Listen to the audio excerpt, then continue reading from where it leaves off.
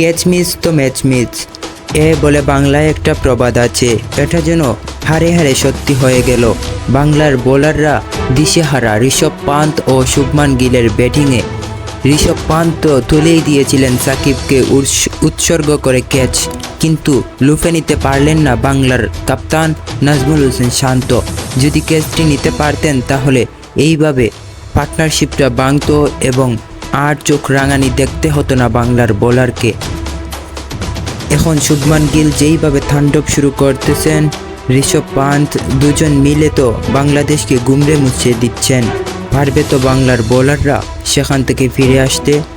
আর আমার প্রেডিকশন বলে বাংলাদেশ ইতিমধ্যেই ম্যাচ থেকে ছিটকে গিয়েছে।